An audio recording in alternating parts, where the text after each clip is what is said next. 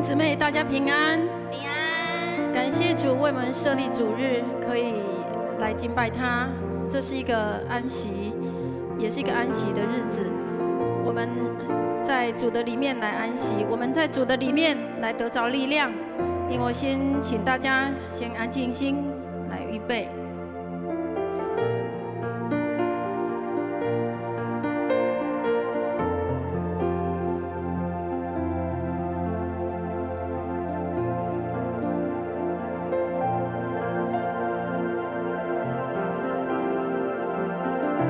天父，我感谢赞美你，我赞美你，你的名是奇妙可畏的名，你是何等宝贵的神，我们能够成为你的儿女，我们献上感谢。主，谢谢你呼召我们来跟随你，谢谢你拣选我们，让我们一生都成为一个蒙福的人生。主，谢谢你让我们在许多人忙碌的时候，能够停下脚步，来到你的圣殿来敬拜你。主，愿你的平安与我们同在，主，愿你的圣灵与我们同在。求你用你的羽翼来遮盖我们，有忧伤有劳苦的，在这里敬拜的时候，在这里祷告的时候，同受主的保守，同受主的带领。主，我们将我们今天的敬拜再一次仰望在你的手中，孩子祷告是奉靠主耶稣的名来求，阿们。我们先来看一段经文好了，先来看一段经文，在帖撒罗尼迦前书5章16到18节，我们一起来念：要常常喜乐，不住祷告，凡事谢恩。因为这是神在基督耶稣里向你们所定的旨意。这是我们可能大家很熟的经文。他说要常常喜乐，我不知道你喜乐吗？哦，有，好，感谢主，常常喜乐，因为我们要靠着主常常喜乐。你有不住祷告吗？有，好，凡事要祷告，而且凡事谢恩。你有常常感谢神吗？你有对你身边的人常常感谢吗？如果没有的，这里告诉我们，你要凡事谢恩，凡事感谢。当你开始感谢你身边的事情的时候，你会觉得每一件事情都很美好，因为这是神在基督耶稣里向你们所定的旨意。所以弟兄姊妹要常常喜乐，不住的祷告，凡事谢恩，这样你的基督徒生命会越来越丰盛。愿神赐福我们今天的敬拜，得着神新的力量、新的亮光。我们接下来，我们先为我们自己祷告。我们先来为我们自己祷告。这里有5重祝福，我们为自己有5重的祝福。第一个，为我们自己的灵命增长来祷告，为我们自己的身体健康非常重要，为我们身体健康祷告。为我们自己的内在的生命刚强祷告，内在的生命刚强非常的重要。如果我们的内在生命是软弱的，我们求主帮助我们要刚强起来，要常常跟神连结，我们的内在的生命会被神再次眺望。为我们自己的服事、我们的工作来祷告，也为我们自己的人际关系来祷告。第3个讲到内在生命跟人际关系，这个都是常常有关联的。成为一个基督徒，我们要常常靠着主得胜。我们学习耶稣的样式。当人可能不小心给你一个不对的眼神，或是一个动作，或是口语上的伤害，我们可以快原谅，快的赦免，你的祝福就会加增，你的灵命也会被更新。因而现在邀请大家先来为自己做这5项的祝福祷告，我们一起开口。主啊，我们感谢赞美你，主，谢谢你赐下这祷告的恩膏在我们当中。主啊，求你来帮助我们，祝我们每一个人真的是在灵命上更多的增长。主啊，为我们自己的身体健康来献上祷告。主啊，我们有健康的身体来服侍你。主啊，求你也帮助我们的内在的生命会刚强。是的，主啊，主啊，我们的工作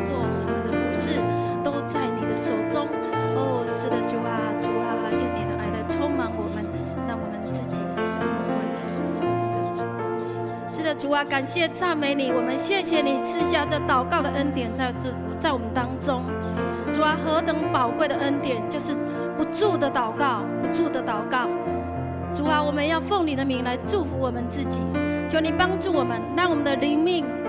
越来越坚固。主啊，让我们追求真理，让我们生命活出神你的样式。主啊，我们为着我们身体的健康也献上祷告。主啊，我们身体常常面对软弱，或是压力，或是各样的烦恼。主啊，我们全然的将我们的身体交在你的手里，愿神赐下那平安在我们当中，赐下那属天的医治在我们当中，使我们的身体能够恢复健康，好来服侍主。主啊，也求你刚强我们的内在的生命。主啊，让我们不再在意别人的眼光，或是别人的批判，因为我们的眼光要单单仰望你，我们的眼光要全然为你。主啊，是的，也求你帮助我们，兼顾我们的服事，我们的工作都讨神喜悦。主啊，帮助我们真的是活出基督的样式。主啊，帮助我们真是行出基督的香气，好让人知道我们是你的门徒。主，谢谢你垂听每一个人的祷告，求你收纳我们的祷告，让我们的祷告成为一个新的帮助，新的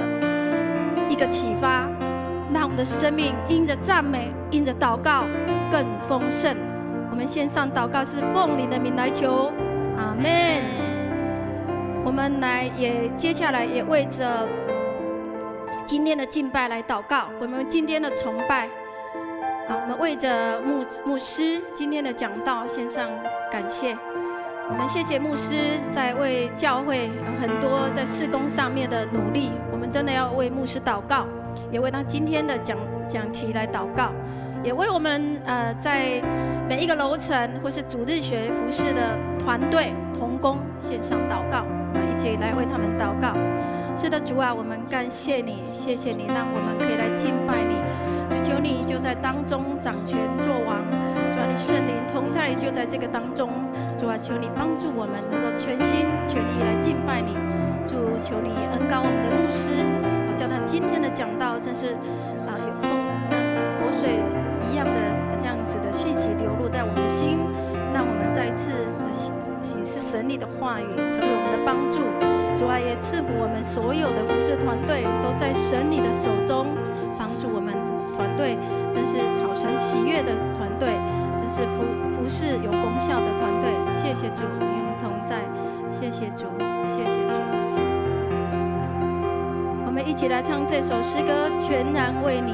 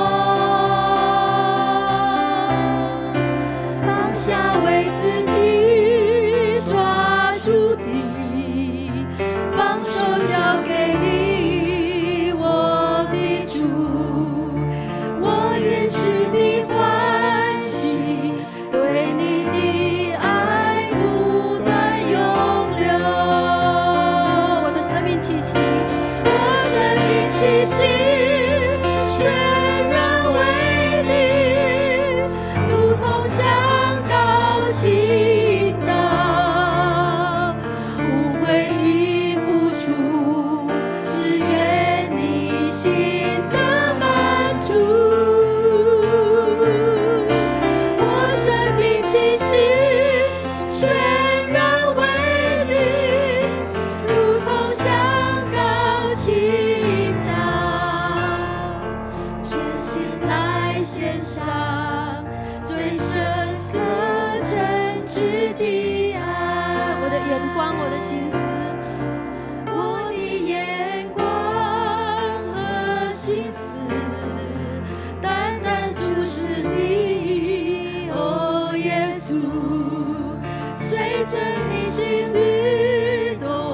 甜蜜的灵来充满我，放下为自己抓住的，放手交给你，我的主，我愿是你欢喜，对你的爱不断拥有，我生命气息全然为你，如同香膏倾倒，无悔的付出是愿你心的满足，我生命气息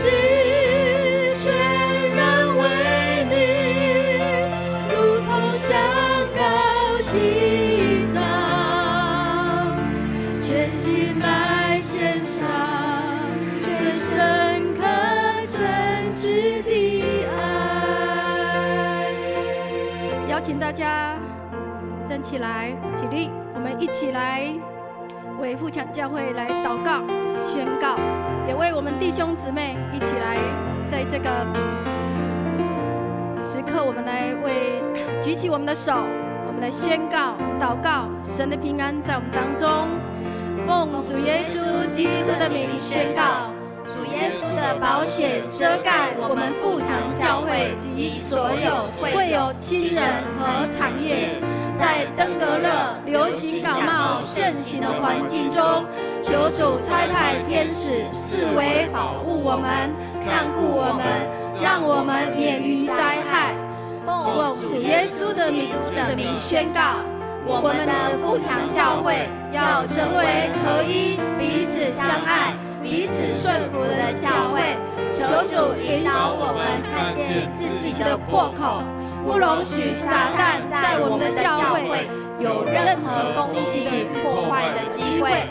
奉主耶稣基督的名宣告，将属天的喜乐、平安、健康赏赐凡属富强教会的兄姐，帮助我们热爱敬拜、渴慕真理，热心为主传福音，成为你喜悦、荣耀你名的器皿。奉主耶稣基督的名求，阿们。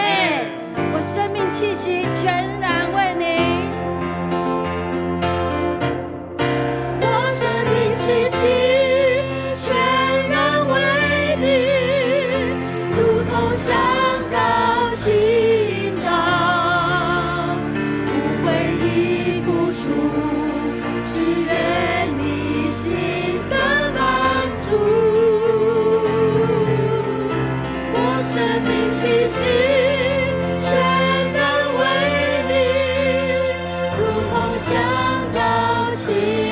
倒，真心来献上最深刻真挚的爱。再次跟神说，我的生命气息全然为你，气息全然为你，如同香膏倾倒，无悔的付出是愿你心的满足，我生命气息全然为你，如同香膏倾倒，全心来献上最深刻真挚的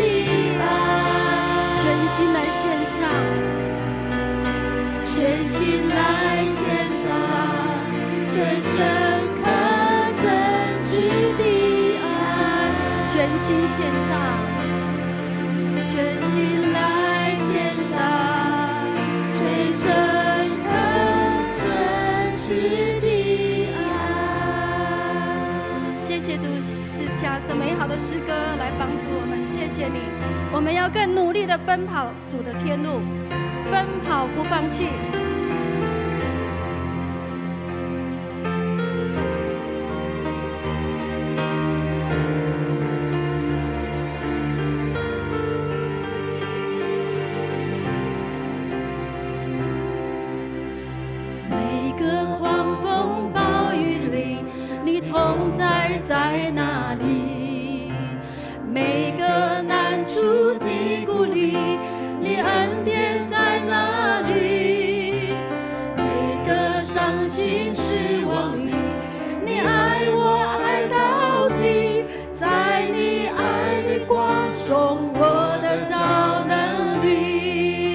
狂风暴雨，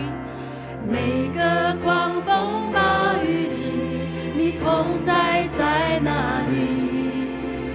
每个难处的谷里，你恩典在哪里？每个伤心失望里，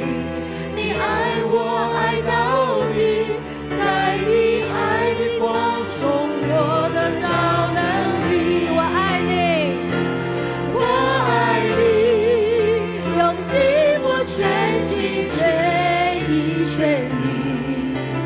荣耀高举你的名，我跟随不怀疑。我爱你，用尽我全心全意全力，在这爱的路程里，我奔跑不放弃。思念受敌，却不被困住；心里作难，却不致失望。至战至情的苦楚要成就，其中无比永远的荣耀。思念受敌，却不被困住。这是一个宣告。心里作难，却不致失望。至真至情的苦楚要成就，其中无比永远的荣耀。我爱你，用尽我全心全意全力，荣耀高举你的名，我跟随不怀疑。我爱你，用尽我全心全意全力，在这爱的路程里，我奔跑不放弃。再次跟神说我爱你，我爱你，用尽我全心全意全力，荣耀高举你的名，我跟随不怀疑。我爱你，用尽我全心全意全力，在这爱的路程里，我奔跑不放弃。在这爱的路程里，我奔跑不放弃。在这爱的路程里，我奔跑不放弃。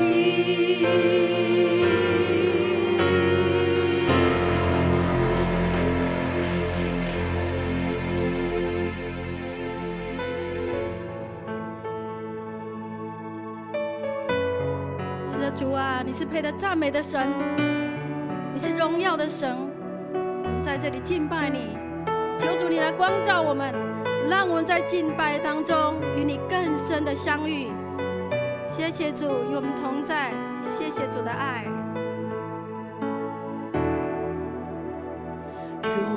耀升高扬我的主，我向你匍匐敬拜，从永远到永远，你是主，权柄尊荣归你的万代。神在，神在，宝贵神羔羊，唯有你是配得。神在，神在，宝贵神羔羊，我敬拜你到永远。如果愿意的话，你可以把手举起来敬拜我们的神。荣耀我的主，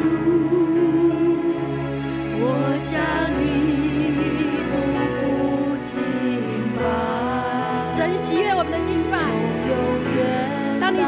走的时候，神看见了，神要更多的与你同在。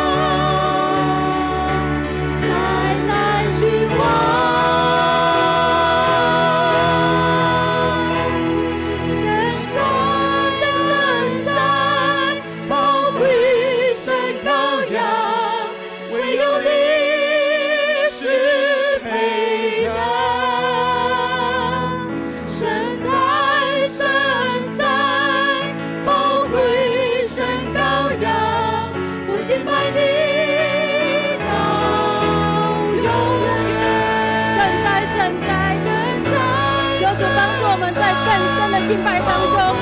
施行医治，施行安慰，施行救赎，在这个当中，是的，神的医治救赎就在当中，更深的敬拜，更深的敬拜，赞美我们的神，他的同在就在当中，你要相信神的同在就在当中，圣哉圣哉圣哉。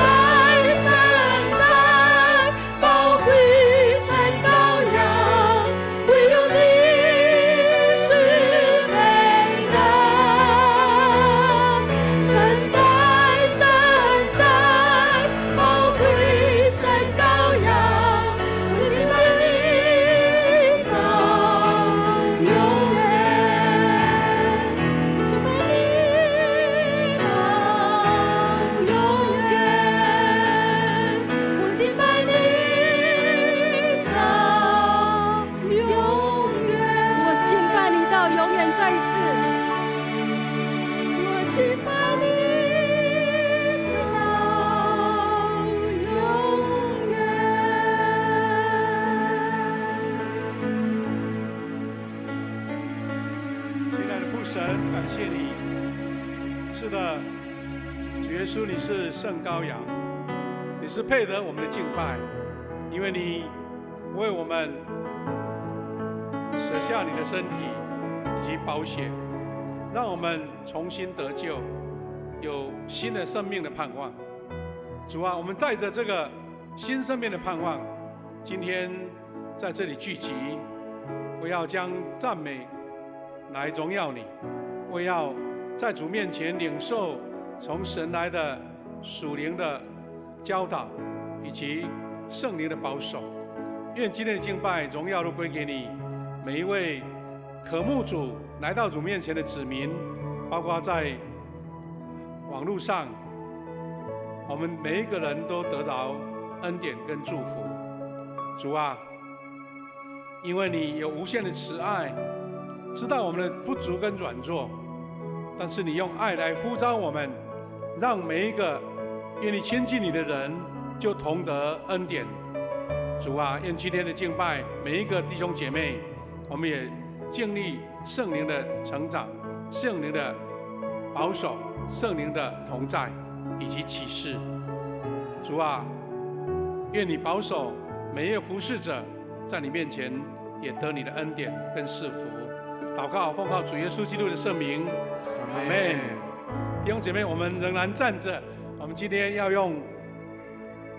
同念使徒圣经来告白我们的信仰。我们一起同心来。我信上帝，全能的父，创造天地的主。我信我主耶稣基督，上帝的独生子，因圣灵感孕，由童女玛利亚所生，在本丢彼拉多手下受难，被钉十字架，受死，埋葬，降在阴间，第3天从死里复活，升天，坐在全能的父上帝的右边，将来必从那里降临，审判活人死人。我信圣灵，我信圣而公之教会，我信圣徒相通，我信罪得赦免，我信身体复活，我信永生。阿们。感谢主，请坐。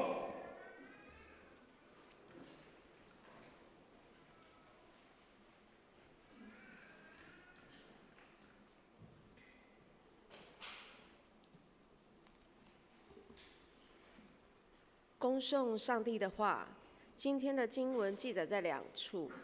第一段士师记6章12至16节，我们一起来念。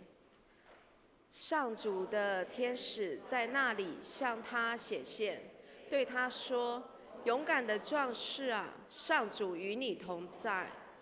基甸说：“先生，如果上主与我们同在，我们怎么会遭遇这些不幸的事呢？我们的祖先告诉过我们，上主怎样领他们出埃及。今天那些神迹奇事在哪里呢？上主丢弃了我们，把我们交在米甸人手里。”上主转向基甸，对他说：“你要尽你最大的力量解救以色列脱离米甸人。我亲自差派你去。”基甸回答说：“我怎能解救以色列呢？我属于玛拿西之族最弱的宗族，我是家里最不重要的人。”上主说：“我一定与你同在，你将轻易击败米甸人，好像击打一人一样。”第二段经文以弗所书3章7到8节。由于上帝特别的恩赐，我做了这福音的仆人，这是按照他大能的运作赐给我的，所以我是所有信徒中最微不足道的。竟蒙上帝赐给我这特权，得以把基督那无限丰富的福音传给外邦人。愿上帝赐福领受他话语的人。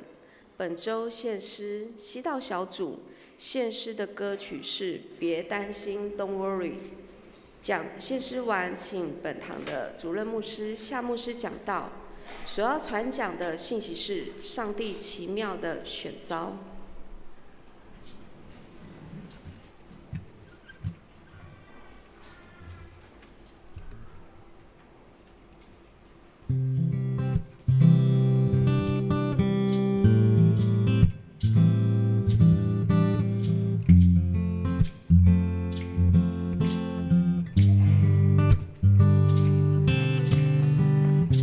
像鸟子用力飞翔，划过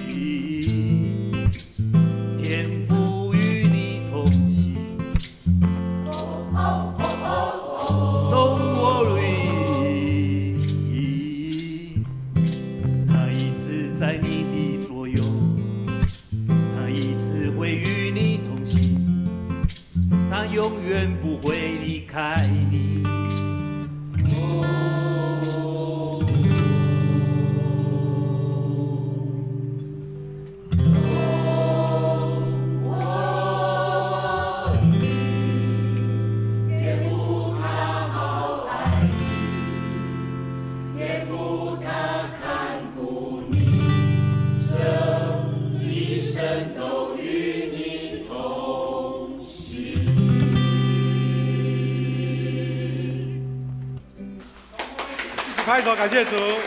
谢谢祈祷小组他们用一种很特殊、轻松的诗歌，让我们每一个人在主里面都得着真正的平安。东窝里，我们一起来祷告。亲爱的天父上帝，感谢你，让我们一起同心聚集。主啊，你爱我们，爱每一位属你的百姓，所以当我们渴慕你的时候，你就用各方面的管道。无论是祷告、诗歌、敬拜，以及圣经的话语来对我们说话，我们也求圣灵按照你的心意感动每一位弟兄姐妹，让我们在这边的聚集是一个丰盛的聚会，一个是蒙恩典的聚会，一个是被神所呼召得力量的聚会。感谢赞美主，祷告奉耶稣基督的圣名，阿们。弟兄姐妹，大家平安。我们离长职改选的时间越来越近了哈。其实我们再过2个礼拜就要举行长职的改选。那我们上一次分享的时候，我们都很清楚，其实我们教会呢，教会有3个大的一个服事的系统，就是架构。那当然，长老教会就是以长职为一个算是教会体制的必备的。因为它是组成教会领袖，还有包括研发以及讨论各样的事情事工的一个关键。但是我们教会延伸了整个服事的这个整个境界还有宽广。我们有牧养的系统，就是我们的小组牧区包括团契。另外一个重要的系统就是，我们不是经过选举，但是是一个非常活跃的、非常有活动力、行动力的我们的这个团队服事的系统。那既然长老教会就是有按照规矩、按照制度，我们有长职的改选，所以今天呢，我们要透过经文再一次跟即将要受选的长职来勉励。但是也像刚我想的，当然这个内容圣经的经文不是只是针对我们的长子讲。这样我们有那么多的服侍者，我们就知道说，上帝选召我们，不只是有职位的选，或是有圣职职分的选召，包括你服侍主的选召。那根据不是很正式的统计，其实我们富强教会所有参与服侍的弟兄姐妹，无论是哪一个岗位，圣歌队也好，小组也好，同工也好，主日学也好，各种硬体的服侍，我们算一算，大概有2/3的人，除了那些长辈或是小朋友，我们有2/3的人都参与在服侍当中。那这是我们觉得值得鼓励跟安慰的地方。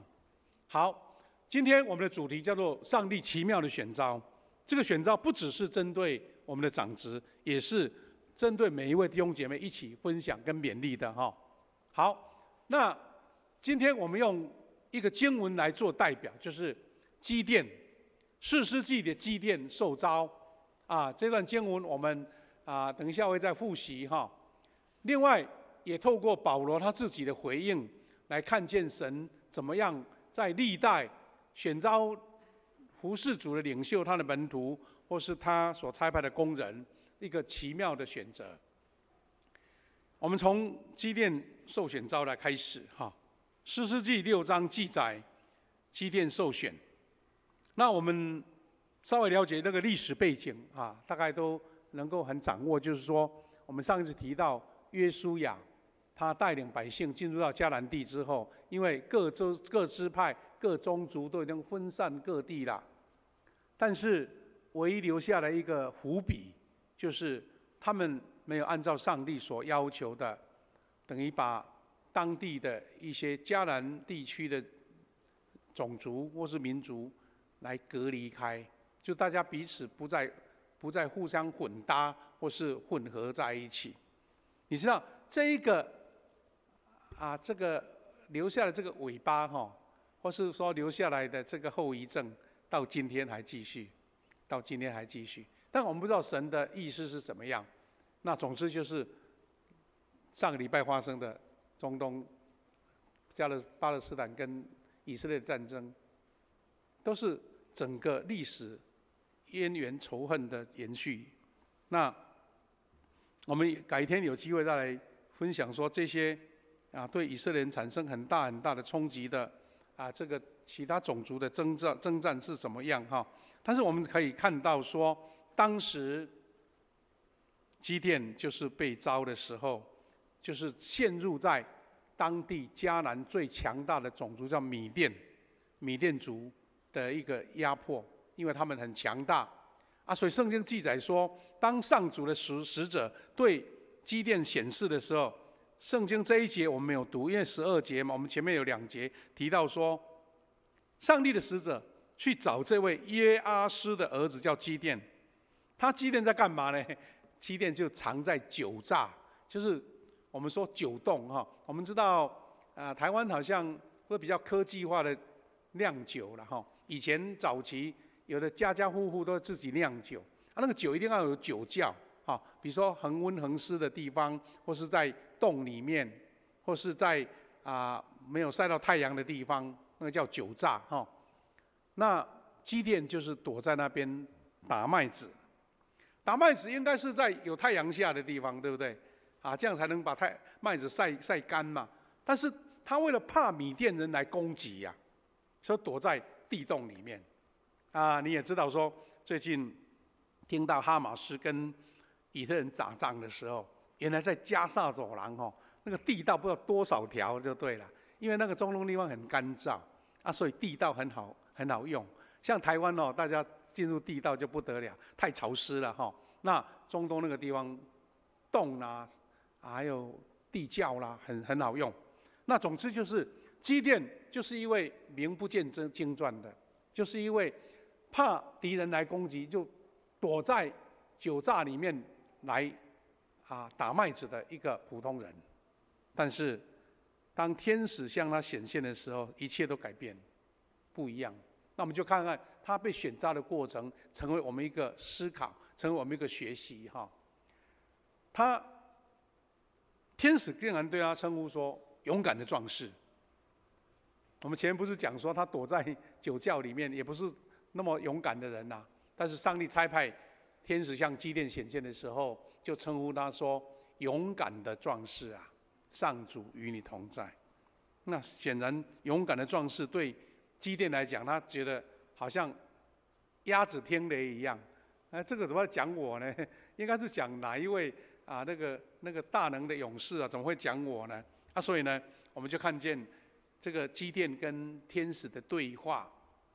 我们所以稍微揣摩说这个人的情况是怎么样哈。好，那怎么说呢？这是一个心怀恐惧的基甸，在13节有记载说，基甸他就抱怨上帝未跟他们同在，才让他们遭遇不幸，遇到米甸人的攻击。那米甸人不只是欺负他们、攻击他们，等于把他们所有的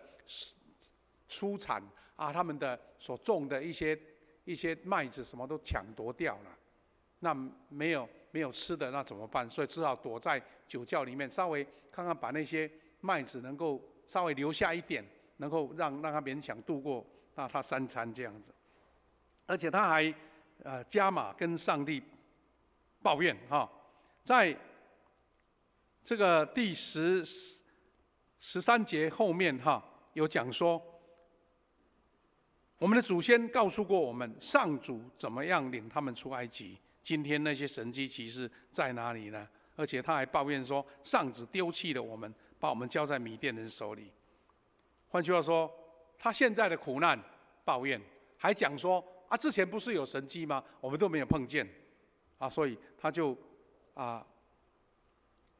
抱怨神说，上主丢弃了我们，把我们交在米甸人手里。其实我们如果说按照中东的历史来讲米甸人今天还看得到他的痕迹了有人就在研究说，其实今天留在当地的巴勒斯坦人，或是有一部分阿拉伯人，其实他们的祖先就是米甸人。当然，经过历代来来去去，到底是血缘关系怎么样不知道，但是就是米甸人就是象征的今天已经3000年了，3000多年了，到现在上个礼拜还在打仗，还在征战，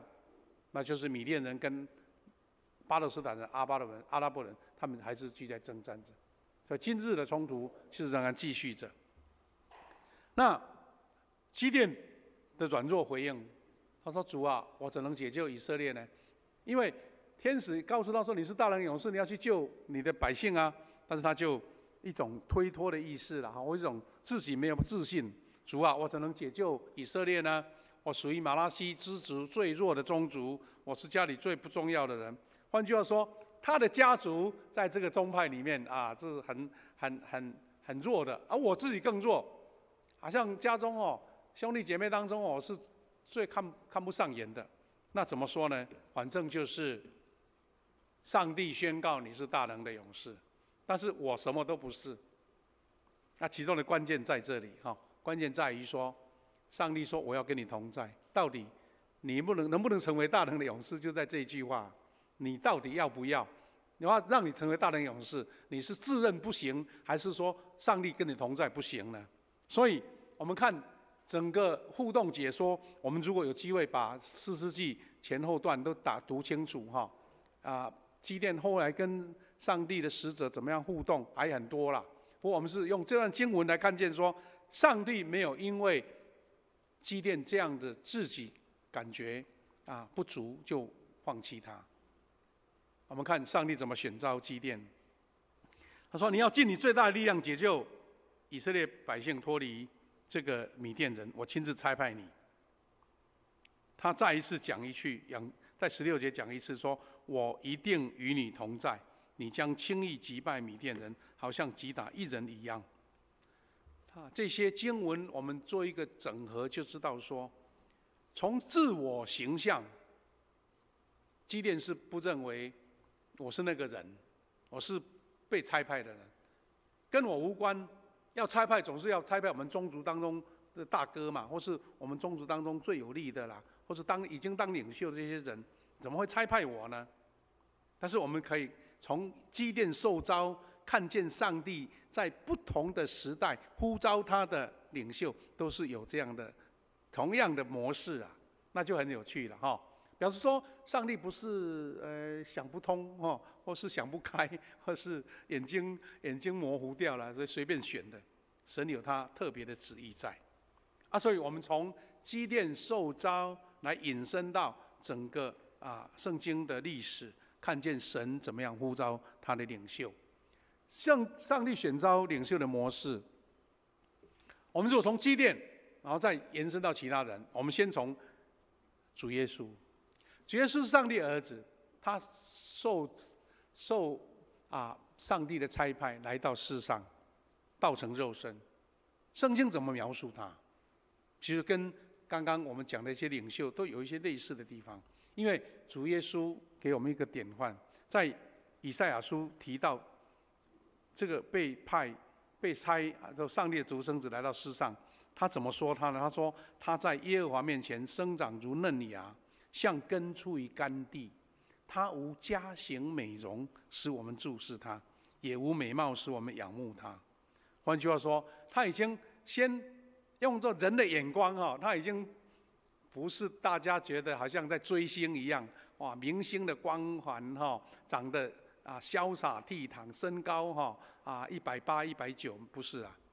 他说没有佳形美容，也没有美貌让我们羡慕。腓立比书就把他的这个形象讲得更仔细清楚。他说他本有上帝的形象，却不坚持自己与上帝同等，反倒虚己，取了奴仆的形式，成为人的样式。所以主耶稣他亲自做示范，他要让世人知道说，人世上的标准、社会的一般的共识，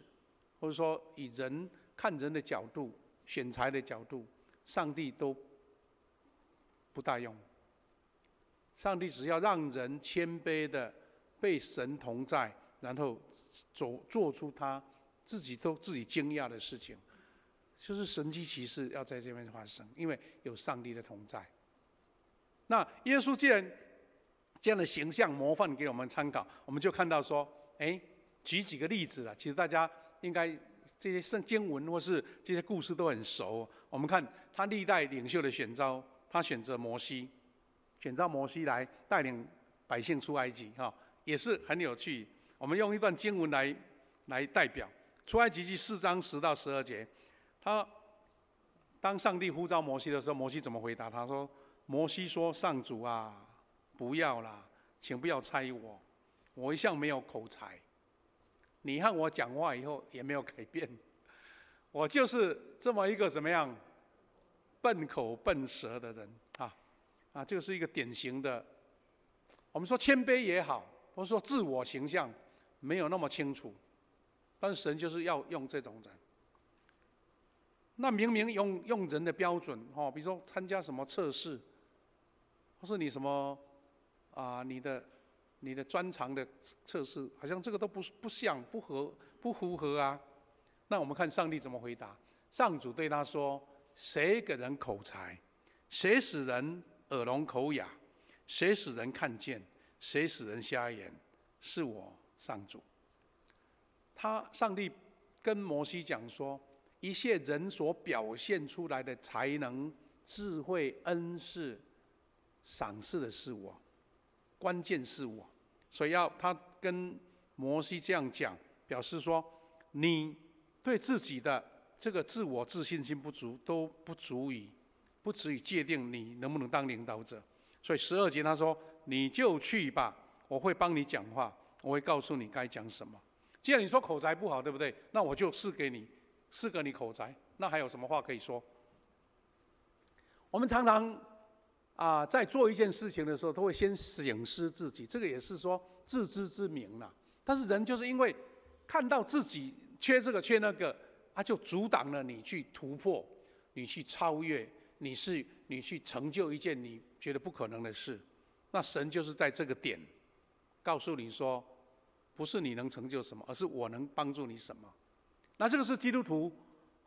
就凭信心的功课嘛。你受召成为他的百姓，他的门徒，你如果不经历这种从无到有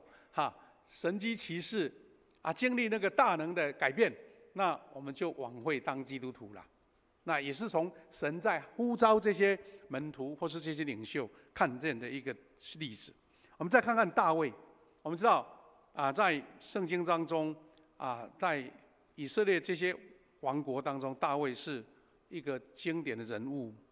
但是当他要选召大卫，是差撒母耳。撒母耳去到大卫他的家，看到他的爸爸耶西。耶西其实也是按照一般人的标准说，哇，大卫这些哥哥个个哇长得高强马大的，个个很有才能恩赐的，来一个一个排给你看。但是撒母耳说，这个不是，这个也不是，那个也不是，明明用人的眼光来看，都是很优秀的人才耶。所以我们可以看到撒母耳回答这句话，可以看见神的心意。上主对撒母耳说，不要看他的外表和高大的身材，我没有选他，因为我看人不像世人，人看外表，我看怎么样？我看内心。那神已经非常非常清楚的界定出他选材的重点，或者说优先次序。好，人的标准、才能、恩赐、学历、智慧这个都很好，但是不是我优先的选项。或者说人一般看来的高强马大，哇身材一表人才，这个也不是我选的，因为神单单关注于说人看外表，我看内心。我们可以看更清楚的、熟悉的，耶稣在选召门徒，也都有这样的脉络耶稣怎么选召门徒？我们看马太福音4章18到20节这一段代表性的经文，他说：耶稣沿着加利利湖边走着，看见2个打鱼的兄弟，一个是西门，别号彼得，和他的弟弟安德烈，在怎么样？在正往湖里撒网。换句话说，他们是抓鱼的，就在湖边碰到了。他们算起来算是很勤劳的打鱼的人，为了3餐来糊口。那这些人，如果上你是一个任务要找领袖，你会优先选这些人吗？但是耶稣就是叮嘱了他们。耶稣怎么说？耶稣对他们说：“来跟从我，我要使你们成为得人的渔夫了。我要使你们得人，来跟从我，我要使你们得人。”我们看见撒母耳讲那一句话，说上帝看人的内心。我们不知道彼得跟安德烈他们到底有什么才能能力，但是重点在于说，他们立刻丢下了渔网来跟从了耶稣。好，这些范例我们就可以从他呼召亚伯拉罕到耶稣呼召门徒，都是循着这样的一个脉络在进行。神看人的内心，愿不愿意受召。所以我们也从2个礼拜前我们也谈到保罗他自己在做见证，这一段话也是他一直自我的见证。保罗见证在以弗所书3章7到8节，我们刚读的第2段经文保罗这样见证说，上帝赐下特别的恩赐，赐下特别的，比如说一般人都有各方面的恩赐，但是他特别的给了保罗，按照他的大能运作赐给我，特别又大能，然后他能够做福音的仆人。保罗尽管在他当时的社会是一个优秀的知识分子，是一个辩才无碍，或是他有各样的恩赐跟能力的人，但是他在神面前，他都认为这些只不过是一般的能力，是因为有特别的恩赐，还有上帝的大能的同在。就像上帝跟基甸说：“我要跟你同在。”同样的意思，你要做大能的勇士，是因为我跟你同在。保罗这样子讲，他说他自认是所有信徒当中最微不足道的，谦卑自己，知道说我真的是微不足道。而且在上一次我们读的经文是，他说他是万人当中我是罪亏，对不对？我是罪大恶极的一个人，是专门在迫害基督徒的。但是他说敬蒙上帝赐给他这个特权。我们从前面一直讲到这边，我们就看见神不看人的外貌，也不看人的社会标准，他就看这个人愿不愿意专心归向主，愿意接受主的呼召，然后他就赐给他大能，赐给他特别的恩赐，赐给他这个特权。所以保罗得着这个荣耀的职分，因为这个职分他认为这是何等大的这个荣衔呢？就是将基督那无限丰富的福音传给外邦人。所以换句话说，我们今天要选长职，我们今天要差派很多不同的岗位的人，但是归结到最后是我们有没有把福音传出去？因为保罗把所有的能力，所有神差派的职分，最后的终点就是要传福音给别人。这个也是我们一直在强调，我们弟兄姐妹基督徒，你不是因为什么身份才要传福音，而是每一个人都有传福音的恩典呐。当你有传福音的动机的时候，神就像在差派基甸、差派摩西、差派大卫、差派这些门徒一样，他同样跟你同在的时候，你的大能勇士就在你身上了。这个是非常奇妙的一个职分，传福音的职分。传福音就要经历神特别的能力，传福音就要经历神特别的神迹，传福音就要特别经历到得到灵魂的喜乐，那种快乐哇，真的比赚多少钱都重要。弟兄姐妹，今天我们一直在强调我们这些长职要受选那牧师要再特别提到一点，因为长职是选举的，那表示说，比如说我需要2个人，我就找2位同工来，你来帮忙做这个，因为这个是属于民主的选举，一个选票的选举，所以变成说我们要预备好多位，让大家来选出我需要那几位。那换句话说，你一定知道说有人会当选嘛，对不对？那有人会怎么样？会没被选上。但是记得我们不要像一般社会的选举一样，好像选举的就是高高在上，没选的好像就什么都不是，不是这个。我们一定要有一个特别的一个概念，是说，神在这个时候要用我，所以让我选上，要当4年的长老或是执事。但是11个执事，有6位被选上，还有5个没选上，那你就一无是处了吗？不是，而是神说，你可能有另外不同的服事的岗位，你仍然是领袖，你仍然是被呼召，只是你愿意说，好，我可能在别的岗位，神要差派我，就是这样而已。不要有那个患得患失的，不然的话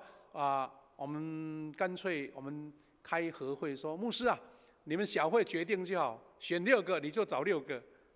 给大家同意，不是更简单吗？因为是要有选举的一个制度嘛。那其实我们有这样的想法，你就不会觉得说，当然也有人会很高兴说，哎呦，好嘎仔，结果今天没有被选上，我就可以稍微再轻松一下，也有人这样想了不过真的是不要因为选上不上，也觉得患得患失的心理。好。最后牧师要呼吁说，今天不只是长职，所有的弟兄姐妹，包括我讲说，至少有2/3的互相教会的兄姐，你是被呼召来从事某一个工作或2个、3个服事了。那今天上帝也同样在呼召今日的领袖，你可能是在某一个领域的领袖，比如说你是非常好的一个音响的一个恩赐，你就在这方面成为一个领袖敬拜赞美、圣歌队、我们主日学我们的各种团队，其实都需要领袖。好，领袖不是为了高高在上，因为在从神的角度，领袖就是要服侍更多人的意思好，那我们用3个一个面向跟大家一起勉励。第一个，我们每一个人都受召，不只是这11个执事、5个长老要被选。你都受召成为门徒来传福音，就像牧师常在提醒到了，包括我们现在有7个幸福小组在推动，今天下午又有2、3个小组还继续在运作那最近看到一些照片，非常感动，他们从无到有大家就是不放弃任何一个机会，要挽救灵魂很困难，但是还是做了你做完以后觉得说，哇，没有做真的很可惜啊，有做了就很感动哈。耶稣跟门徒讲说：“你们要去，使万民做我的门徒，奉父子圣灵的名给他们施洗。”或者说，每一个人都得到一个最主要的呼召。他说：“你们嘛，他没有讲谁呀、你们就是所有信主、接受受洗成为基督徒的，你就是门徒，因为你要使人来做门徒啊。”所以奉父子圣灵的名给他们施洗啊，说万民做我的门徒。他一个重要的文字上的关键是说，万民做门徒，那表示说你不能想说，我是平信徒啊，我是刚信主的哈，还很软弱，你一进来就是门徒，因为你已经被点名当门徒，要预备传福音了。所以你我大家都受召成为门徒传福音，这个是每一个人都是的，因为万民还包括你我嘛。第二个，你受召的时候一定会像基甸一样，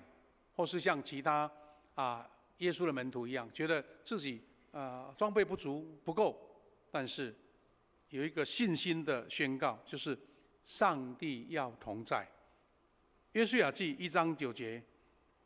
神在差派约书亚的时候，他告诉他说：“你当刚强壮胆，不要惧怕，也不要惊慌，因为你无论往哪里去，耶和华你的上帝必与你同在。”刚强壮胆，不要惧怕，不要惊慌，是因为人一旦能力不足的时候，或是装备不够的时候，或是自己还没有预备好的时候，你会惊慌，会恐惧，这是正常的事嘛。今天突然有一件事情要请你去做，你都还没有预备好，你当然会害怕。很多人最怕的是一上台就讲不出话来，那也许是你的一个障碍了哈。会惊慌会恐惧是难免，但是重点是在于说，无论往哪里去，耶和华必与你同在。最后的关键是说，像刚刚我们看到大卫受召的时候说，撒母耳说：“上帝不看外表，看人的内心。”耶稣在呼召门徒的时候，他说：“我要让你得人如得鱼，那么就放下渔网，跟随了主。”我们也期待我们一起学习以赛亚他怎么回应上帝的呼召，请差遣我。圣经以赛亚书6章8节，我们熟悉的经文啦。他说：“我听见主的声音说，我可以差遣谁呢？谁肯为我们去呢？我说我在这里，请差遣我。”以赛亚同样在一个异象当中经历到天使的同在，其实他也自己觉得自己很不足啊。他说：“我是在罪人当中的一个啊，在嘴巴污秽的人啊，我也是其中的一位啊。”但是当神说你要去做这件事情的时候，我就要接近你啊，就像基甸变成大能的勇士一样。所以牧师借由长职的改选呼召每一位弟兄姐妹。我们富强教会在台南市或是在长老教会，我们不是人数最多的一间教会，但是我们看见这几年来大家努力，其实成长很多啦。在3年的疫情还好我们富强教会没有被打倒，最近又慢慢恢复生机了哈。上礼拜我们看到周报的人数慢慢突破了，已经有400多位哈。我们最高峰的时候曾经有500位，500位参加礼拜的会友不是名单的会友，名单会700-800个啦，还有的外出，有的怎么样，但是正常做礼拜就是大概一个标准的一个参考的指数。那既然有2/3，532多少？那大概是200-300个人，300个人愿意受召成为神所差派的。愿神差派你我，无论是你需要选长职，或是你在每一个岗位，因为你被受召，我们就看见这间教会不是人数多热闹被神所看重，而是有一群愿意被呼召。特别我们准备要迎接50周年，还有2年的时间，我们刚过47嘛，48、49就到了。我们期待有一群大能的勇士，一群被神所同在的勇士，愿意被差派。那要增加教会的弟兄姐妹人数，你就需要抢救灵魂。愿神在我们当中，我们回复主说：“请差遣我。”弟兄姐妹，我们要一起来唱一首诗歌，然后来做一个公祷，然后来后续我们教会礼拜的内容。我们一起来唱这一首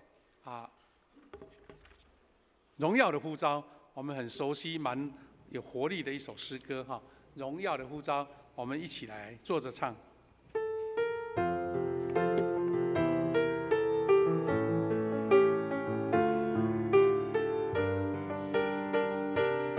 用这个经文当成我们的祷告，来。献上当作活祭，做主圣洁最终的器皿。你丰富恩典的真知道帮我，使我拿起充满我大能力，高举双手赞美你我主，全心全人都归你耶稣，一生一意活出荣耀的呼召，勇敢地向着标杆直跑，跟随耶稣。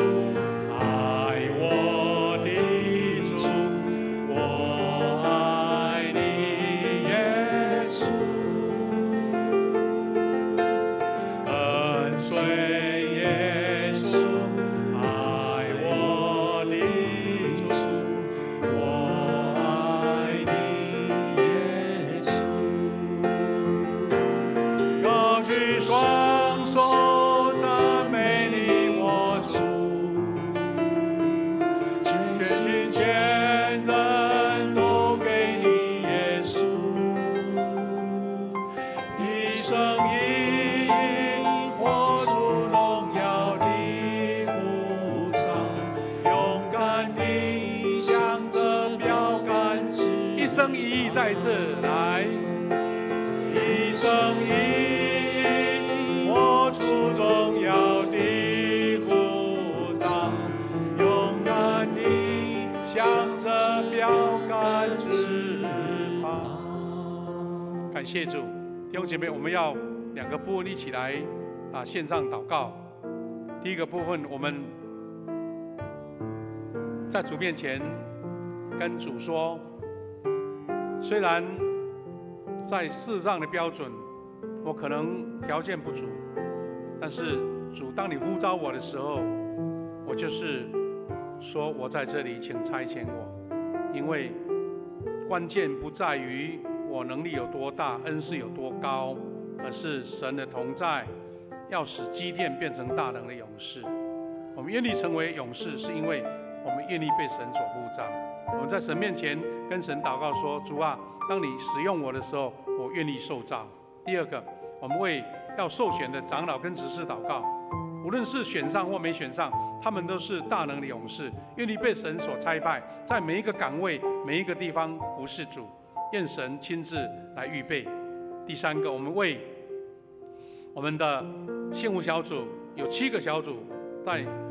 运作当中，今天下午大概有3个小组也同时在邀请贝斯的当中。我们知道这个不是一个节目的设计，而是属灵的工作，一个圣灵的工作，一个属灵的征战。我们为这些福音的勇士祷告，求神赐给他们智慧口才，所安排的每个节目都能感动所有的慕道友贝斯，当他们所做的抢救灵魂的工作能够大大的丰收。我们为这些事情一起同心来祷告。亲爱的父神，感谢赞美你的恩典，你的能力浇灌在当中，你的喜的当中，你的祝福也在我们当中。主啊，我们奉你们来祝福所有的服侍者，每一个愿意受召的弟兄姐妹，愿意在你面前说：主啊，我愿意，请差遣我，让这些长子成为神所差派的勇士，在神的圣工当中大大的施展神的能力在神迹大能当中。我们也为所有的福音小组、我们的幸福小组祷告，让他们所做的事工服侍你，大大能的福音勇士，每一位被在来到主面前，被神所感动，圣灵所感动愿意接受主，成为他们一生的救主。我们感谢赞美你，弟兄姐妹。我们第二个部分，我们特别再一次为在中东现在发生的以色列跟哈马斯的战争，因为受害的就是所有的百姓。我们求主他的能力智慧赐给两边的领袖，经过国际很好的调解，能够让这些征战、那些伤害降到最低，也能够寻得一个和平共处的一个方法。求神怜悯一些无辜的百姓、儿童、妇女，求主怜悯，让这些伤害减到最低。我们也为教会当中，我们在遇到秋天、冬天到了，登革热，或是新冠疫情，还有流感疫情，求主怜悯，让我们弟兄姐妹，特别是长辈，大家平安度过这个秋冬的一个感染的季节，大家平安度过。最后，我们也为你所认识的弟兄姐妹，有病痛的，在家静养的，在医院静养的，特别受到癌症细胞所侵袭的同工跟兄姐，求主亲自医治他们，赐给他们平安跟健康。我们开口为你自己所认识的同工，为你的家人一起来祷告。谢谢天父上帝，感谢你的恩典满满，在我们当中看见神的祝福。主，我们用你的名字来祝福每一位弟兄姐妹，特别是我们的遇到病痛的兄姐能够得到医治。我们也为这个秋冬的季节，有登革热，有新冠，还有流感的疫情，求你亲自保守，大家得到平安跟医治。我们也特别将以色列跟哈马斯的战争祷告，主啊，求你赐下智慧平安，让这些无辜的百姓、受害的百姓能得着从神来的恩典，让他们仇恨能够早日解除。主啊，我们将这个事情交托在你手上，求你恩典跟我们同在。现在天父上帝，感谢你，让我们在这个时候同心的祷告。主，我们发现自己实在能力不足，我们只有恳求谦卑在你面前。无论是我们每一个愿意受造的弟兄姐妹，因为你的同在，我们就必成为大能的勇士。我们也将中东的战争交托你，求你怜悯让两边的领袖、两边的战争早日止息。我们也为教会病痛中的兄姐献上祷告，求你赐下医治跟平安。祷告奉靠主耶稣基督的圣名，阿们。我们把时间交给诗会，我们准备来奉献。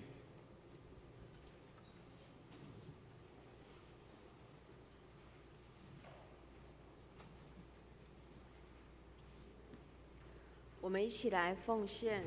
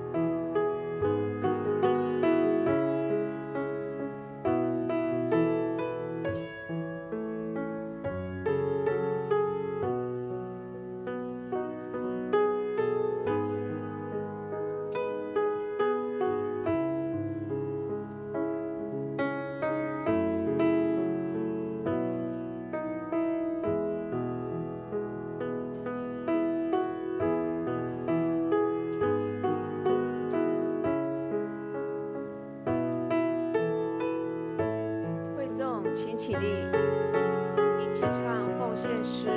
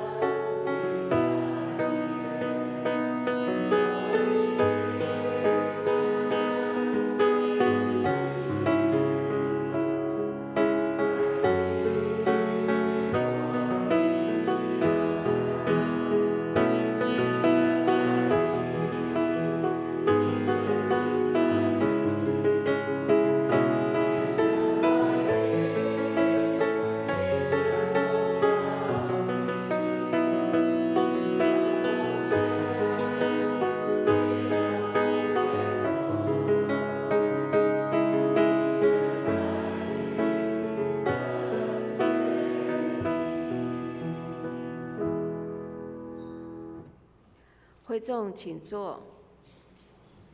我们一起来攻读本月的金句，请看周报最后面。我们一起来念：上帝所赐出人意外的平安，必在基督耶稣里保守你们的心怀意念。以弗所书4章7节。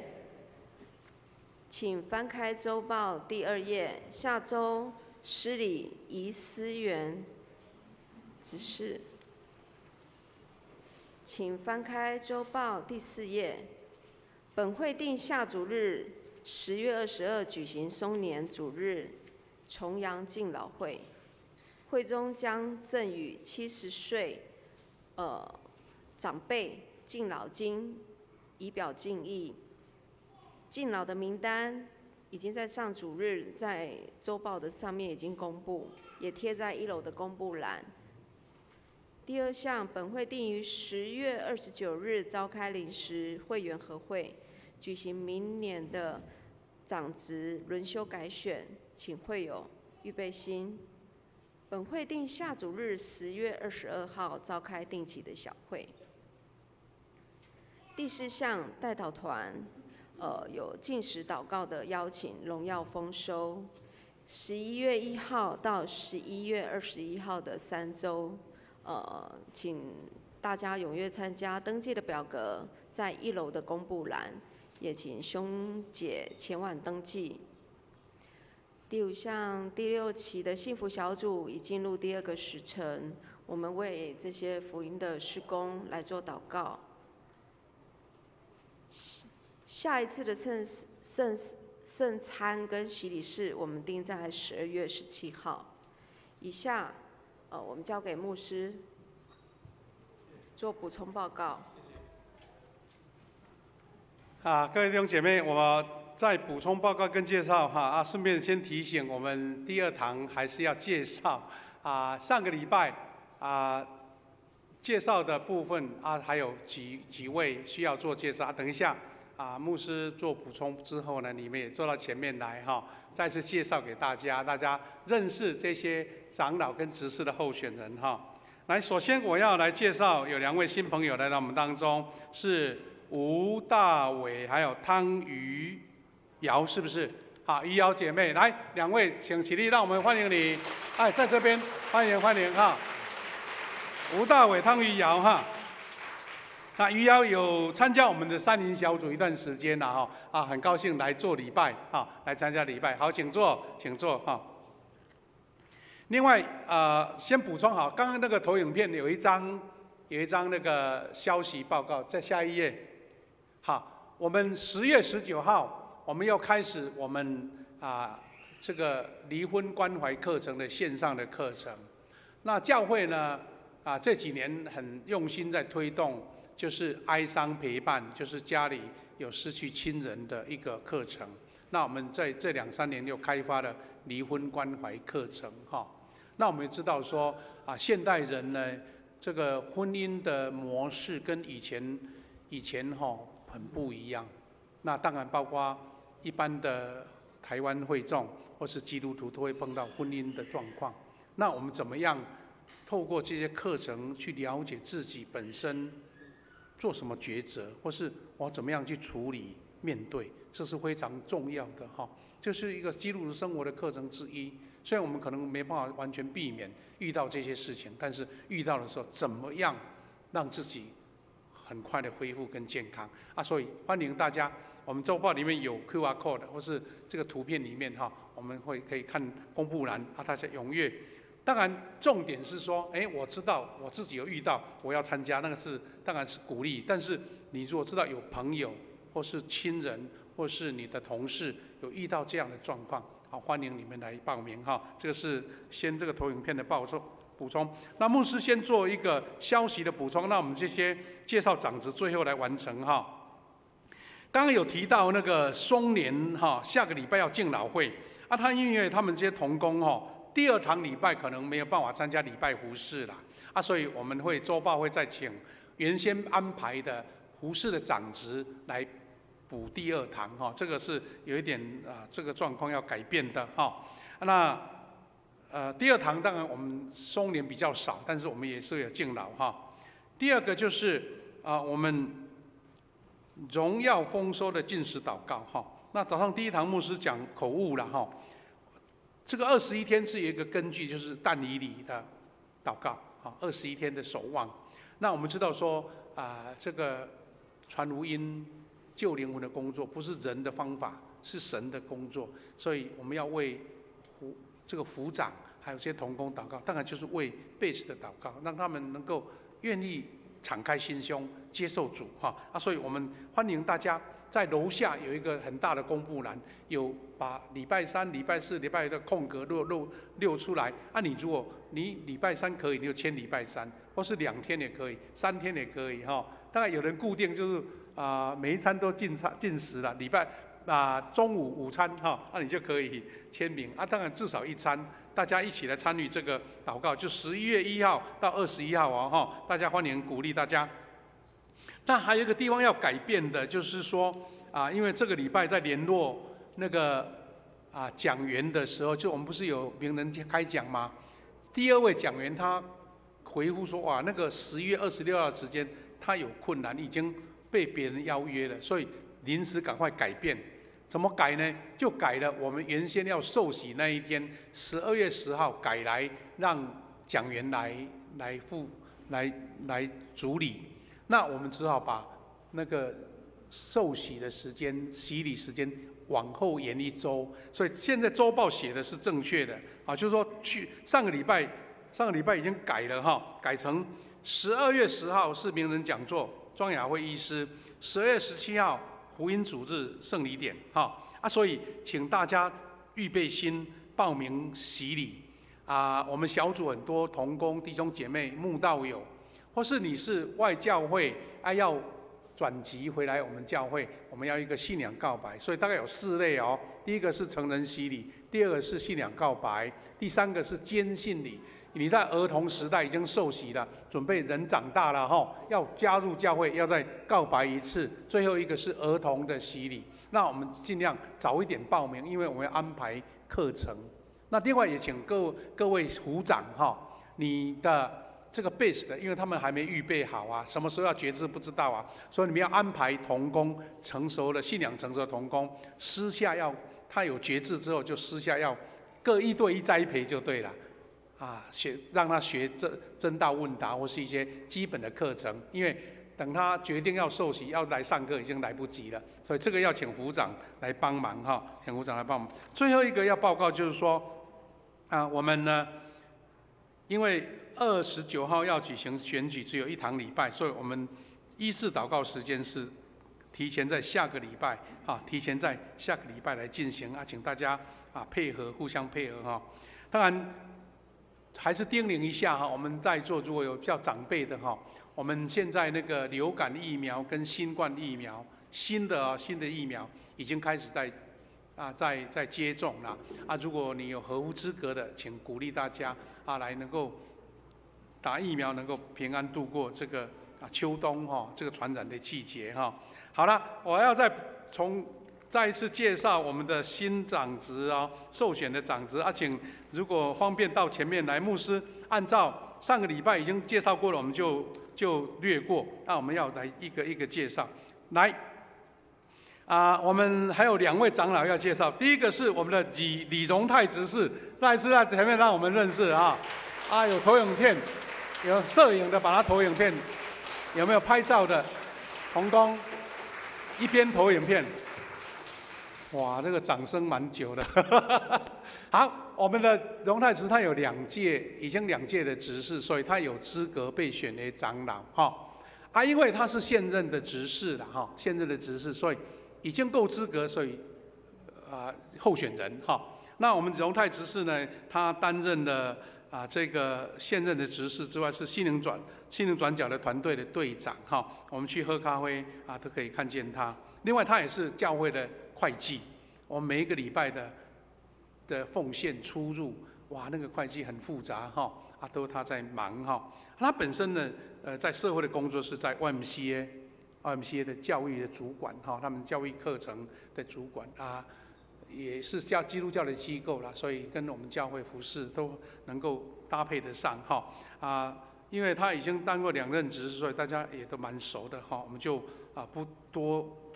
补充了，就是大家都认识他，我们拍手鼓励他，谢谢。来，再介绍一位长老候选人，是我们的张希道长老。来，希道长老到前面来哈。有没有办法用摄影机拍啊？我们同工，我们的影音同工，有没有办法拍影片、拍照片？他们才看得，网络上才看得到。好我们的希道长老，因为长老的候选人大家都蛮熟，因为已经做过执事了。我们的长老他是。这个退任的，就是轮休的长老哈，他本身也是我们志工团队的队长，他本身也是西道小组的小组长哈当然这些职务在教会里面大家都蛮常接触的我们也为他服侍祷告哈，他本身也是做私人企业的一个工作我们求神带领他，我们再次谢谢西道长老谢谢对了好。我们再介绍有几位执事我按照顺序来介绍。第一位是吕文文姐妹，来再一次让她中间一点比较好拍，好不好？因为牧师站在这边，他镜头不用移来移去，在右边一点，在右边一点，你在右边的文文执事姐妹，对，这样就不会可以拉近一点了镜头。好吕文文姐妹她本身是担任。这个幼教的工作专业的工作，他是彭婉如基金会的幼儿园的主任他之前也曾经在教会见证说他怎么样在幼稚园工作神带领他。他本身呢在教会，等于是他是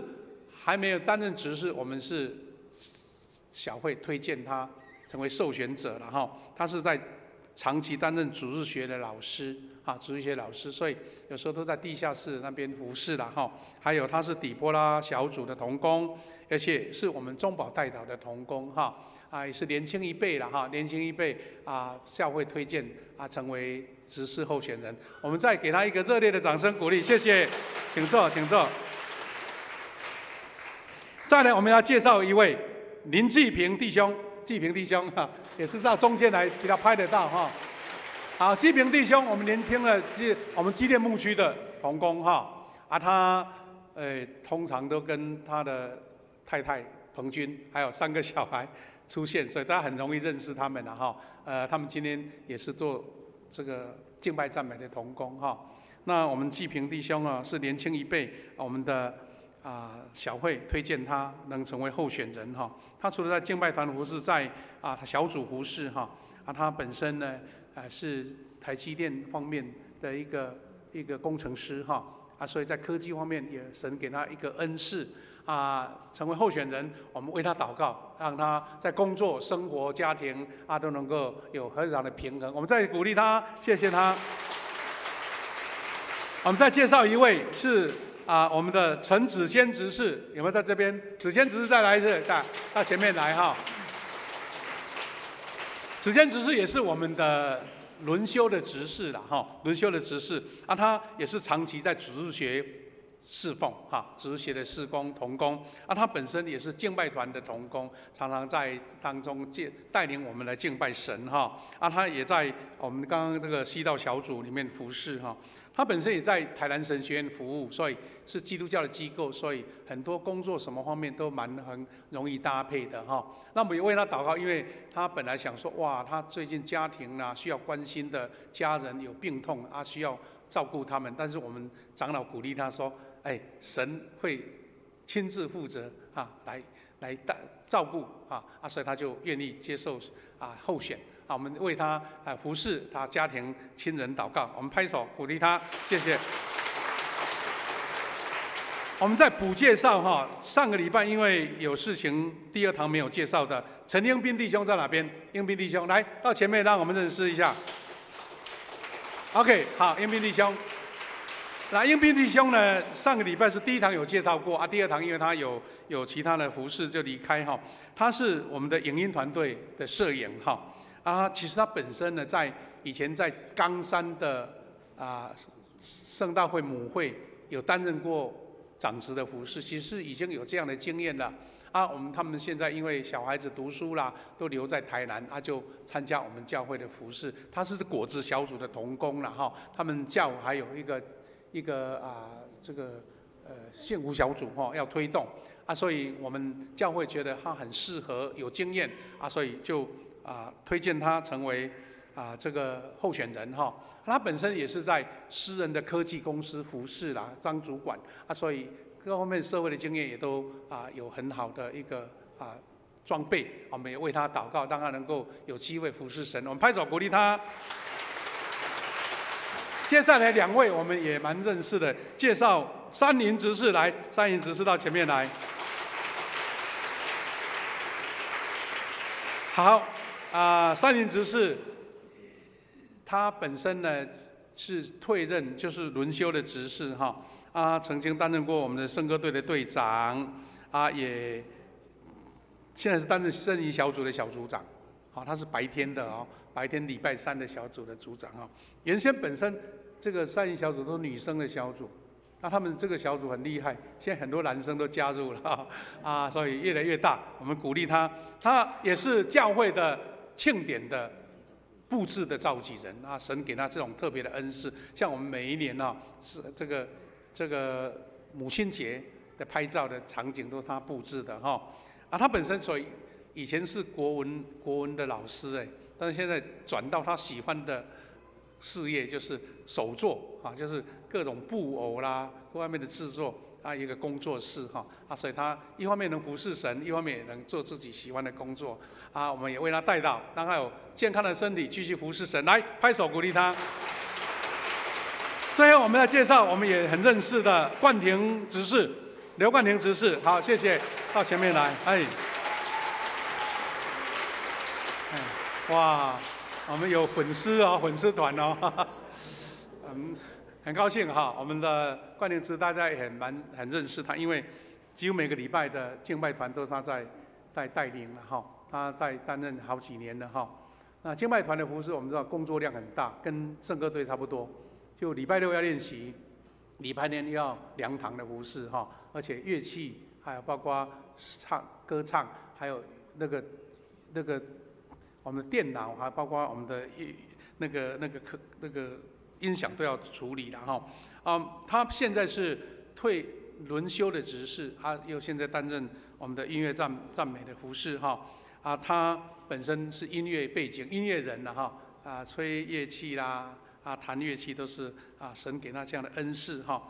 是我们也鼓励他说，你除了这个很传重的工作之外，长职这个身份是一种模范或是一种领袖所以他也愿意加入受选的行列我们再给他鼓励，谢谢。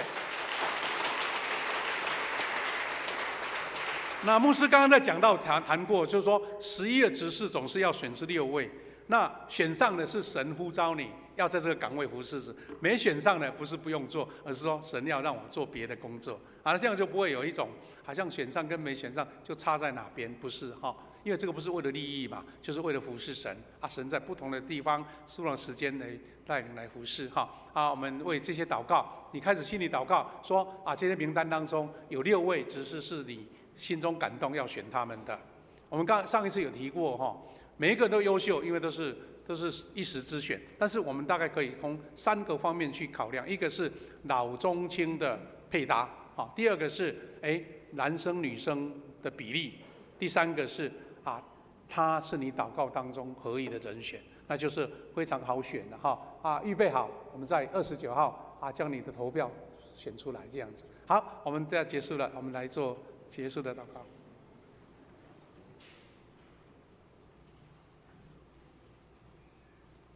颂荣会众请起立，一起唱颂荣诗歌。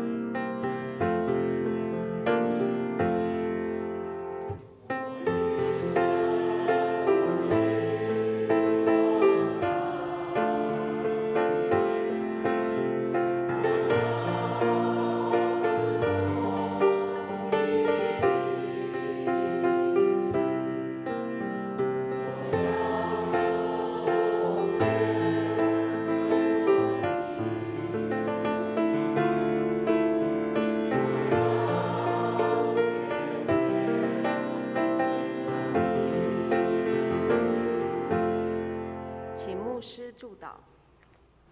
我们一起来领受从神来的赐福，愿主耶稣基督的恩典、上帝的慈爱、圣灵的保守、相通扶持、引导，与每一位弟兄姐妹同在，从今时直到永远。阿们。哈利路亚，哈利路亚，哈利路亚，哈利路亚，哈利路亚，阿门，阿门，阿门。我们请坐来默祷闭会。